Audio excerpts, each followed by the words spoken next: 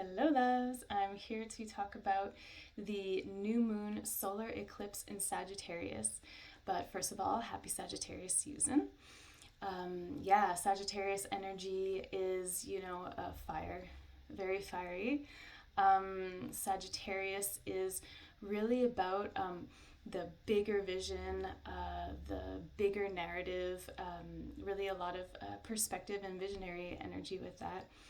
And the two tarot archetypes that it's related to are, in my deck, it's called Art, but in most decks, it's called Temperance, and the Wheel of Fortune, which is connected to the ruling planet of Sagittarius, which is Jupiter. So, yeah, Sagittarius, he's the archer. So there really is this energy of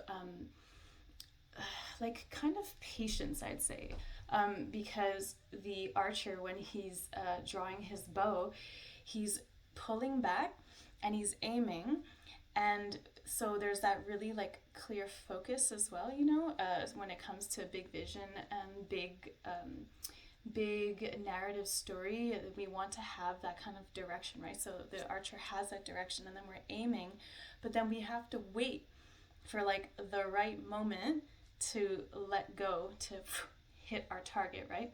So there is this sense of really aiming with very strong intention, okay?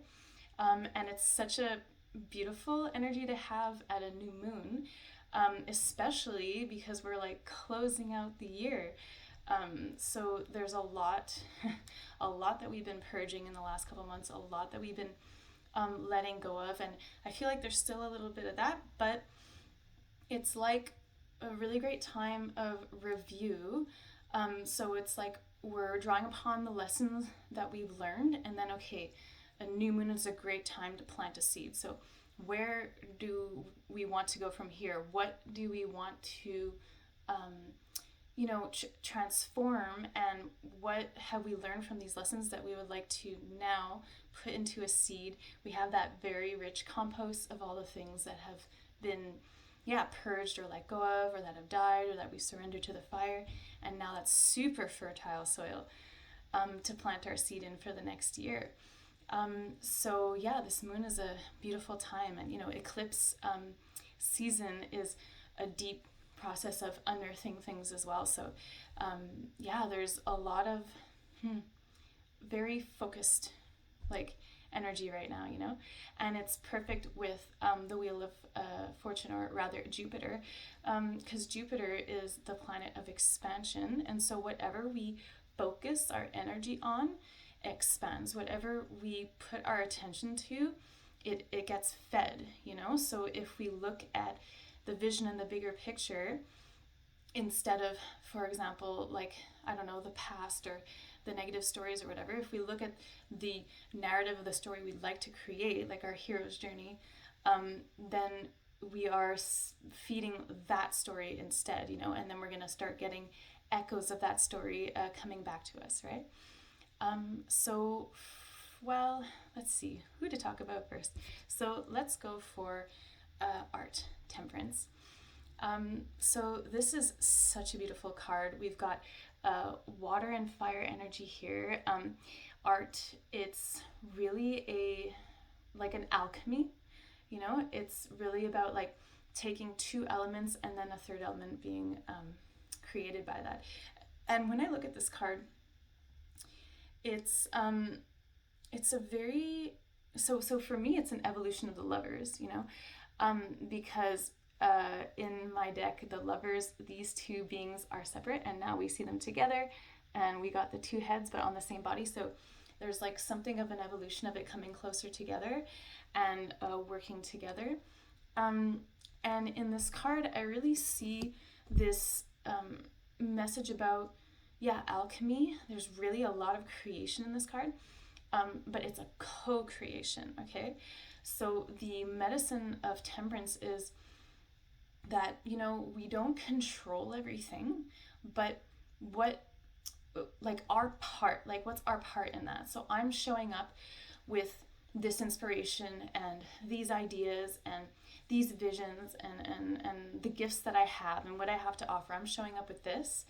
And I may have an idea of what I think that would look like, but oftentimes when we birth projects, when we collaborate, like any of these things that we want to manifest, it never really exactly turns out the way that we think it would.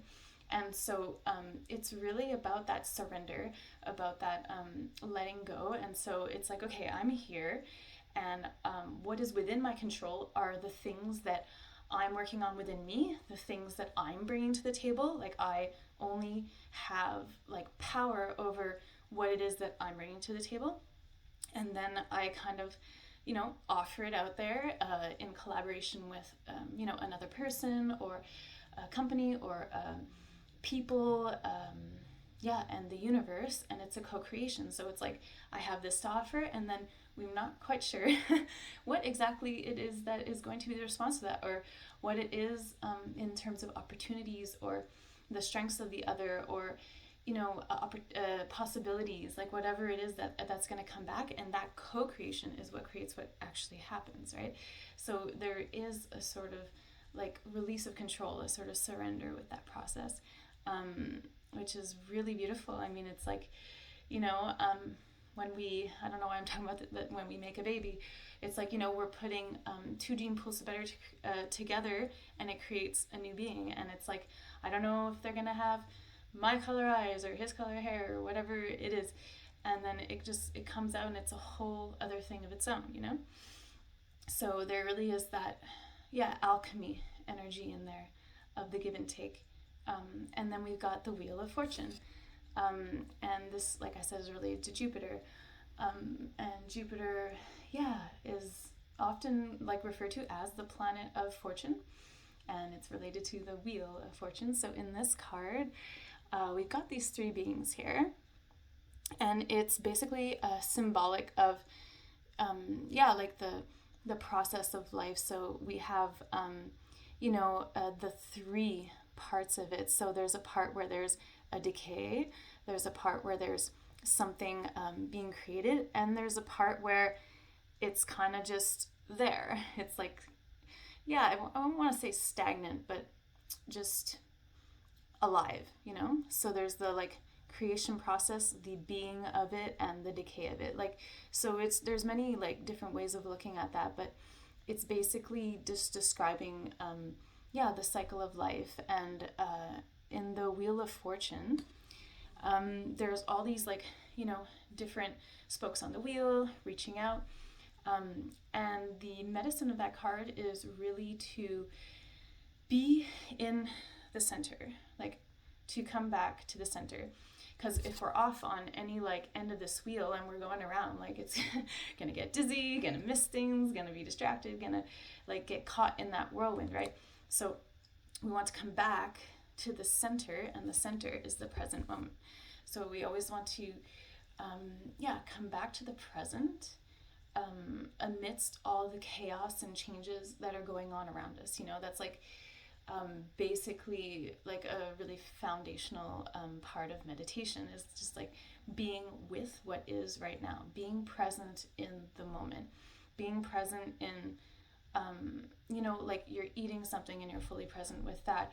You're any mundane tasks that you're doing, like the dishes, whatever, like all your attention and your focus is there, So it's really the lesson of that card is really to be present in the moment, and not get lost too far in like the future or even the past, and whatever, because everything's constantly changing, and the only place that we can really find a sense of stability and centeredness is the present moment. And then beyond that, if we are like off the center and we're like getting in the past and the future and whatever, we're kind of missing what's here right now. We are draining our energy, and we are not necessarily noticing the possibilities and opportunities that are right in front of us, like right here, right now. And not only that, but we're draining our energy. So when something new wants to come in, like we might be so stressed out and overwhelmed and frazzled from all this like lost energy of trying to figure all the what ifs and the whatever, instead of just like being present and like relaxed and just taking it like one moment, one step at a time. So it's this really interesting kind of an energy with Sagittarius, with Temperance, with the Wheel of Fortune, where there is this big vision energy, there is this, expansion, there is this kind of like focus and goal setting, but at the same time, there is this also this surrender and this centering into the heart, into the moment, and that's where we can really like hit that target, right? Of what it is that we'd like to move towards, and I really like to think of that as kind of like we're on a boat and we're aiming to go, like, I don't know, to that island over there. So we're not going to get there in a straight line, There's going to be wind, there's going to be waves, and there's going to be... So it's this idea of like, it's not a straight line, and we have to work with what it is that is present in every step. Like if a wave comes from here, we got to adjust this way. If there's a wind here, adjust like this. So it's really that those two kind of principles at work there, where we are aiming in that kind of general direction. We do have this focus about where it is that we're going, but at the same time, we are having to be really present in our bodies with the elements, with what's actually happening here right now. And it's not a linear path, and we're really, like navigating how to get from here to there, but being here right now. So I hope that that helps, and I wish you a beautiful new moon. Tomorrow night, Friday, I'm having a new moon ritual. I'm really excited about it. We're going to be exploring these energies, setting a really clear intention, and then being bathed in sound afterwards. So if ever you're in the Longueuil, Quebec, Canada area, you can check out my links below to see where you can join for that. It's going to be a very powerful experience. I can feel there's such big energy here, and there's so much like potential in that. There's so much expansion that's very like exciting.